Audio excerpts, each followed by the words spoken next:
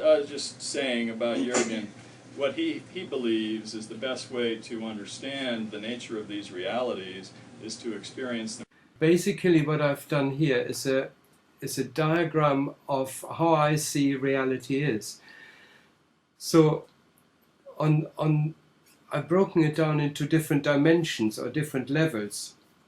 On the right hand side, you dimensions, they see very little discrepancy between the accustomed physical Earth and what the environment they find. And then as they progress, the environment increasingly changes. On the lower levels, it is fairly sort of dark environment, and then it gets increasingly brighter until we get into an Earth-like environment. And I found that there are certain states of mind which correspond to the world which we experience. So I discovered the lowest dimensional level, there are people, it's usually inhabited by people who have got some psychological disorders. Either they are, paranoids, or they may have ego problems or self-centered or issues. And then the next level, which gets a bit brighter, where people usually act out their personal self-adjustment issues, and the environment they enter into is also a corresponding dimensional level. And then as it rises higher to another level, we find that people on that level act out their suppressed wishes, and they are on a wish fulfillment level.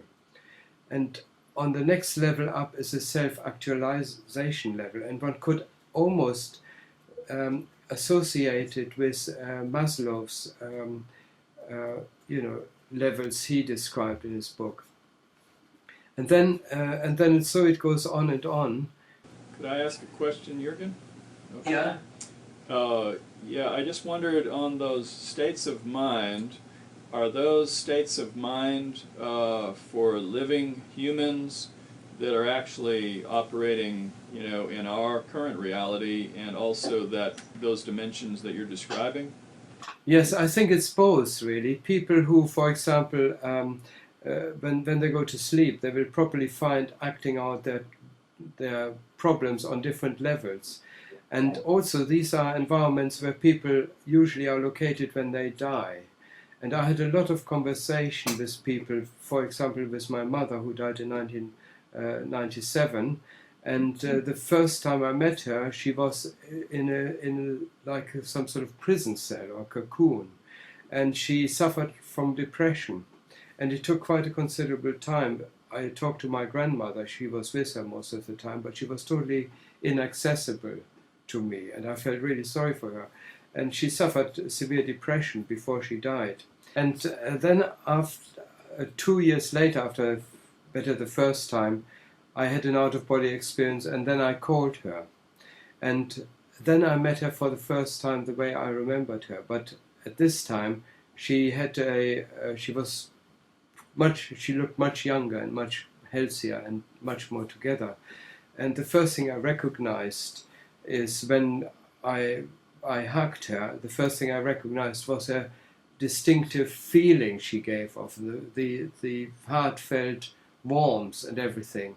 And that was a very overpowering feeling, how I remembered her when she was still alive. And then we started a conversation, and she told me about the relationships with her second husband, when she died. And we had quite a long conversation, and it was very, very warm sort of encounter and very authentic. And since then I kept contact with my mother, and I saw her and watched her progressing. And then my aunt died, and I also linked up with her.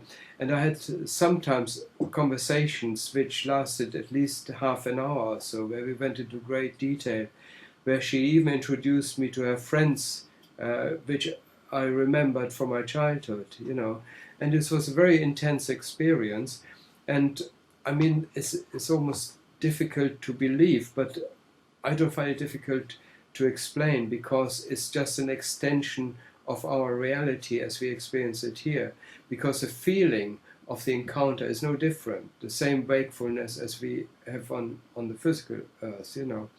And I started very early on, got used to the fact that the people who live there, they're a very good source of information. So very often when I got out of my body and encountered people who were individuals like we are here, I started interviewing them and gathered a lot of information this way.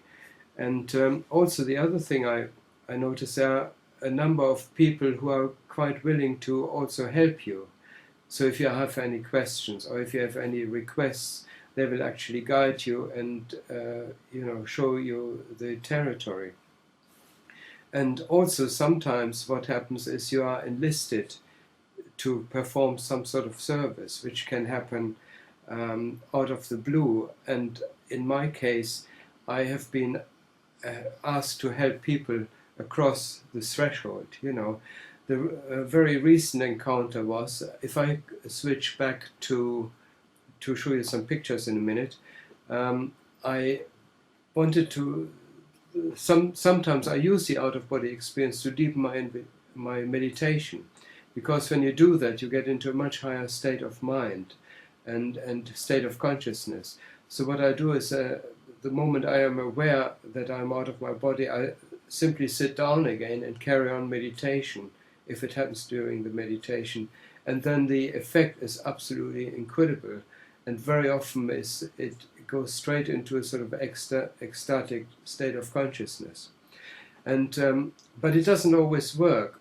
This time I tried to do that, and I started lifting off into the air, and then I was suddenly brought back down to earth, and my attention was directed to a group of people. They were in some form of dark area. And one of the people, they also looked rather sick and unattractive. And the best way I can describe it was they looked like zombies, you know, from the appearance, as if they had some sort of skin disease. And as I focused on one of the people, I recognized it was a woman. And I can show you a picture in a minute, which I drew. This is a very good representation of how she came across. So what I immediately found out, the moment I looked at her, I knew what she was all about. I could almost look into her. And I said, I asked her, do you know where you are? What happened to you? She said, I seem to be stuck in a nightmare, in a dream, and I don't know how to wake up. So I told her, I'm sorry to tell you that you are actually dead, you know. And she was quite shocked when I told her that. And when I looked at her, I found out how she died. I knew exactly what her background was, simply by being in her presence. And I knew that she was a prostitute, and she died of a heroin overdose. And the negative content of her experiences over the last few years, they were sort of all externalized in her appearance. You know, there was very, very little positive aspects to her self, you know. So I started comforting her because she started crying and breaking down, and I put my arm around her, and then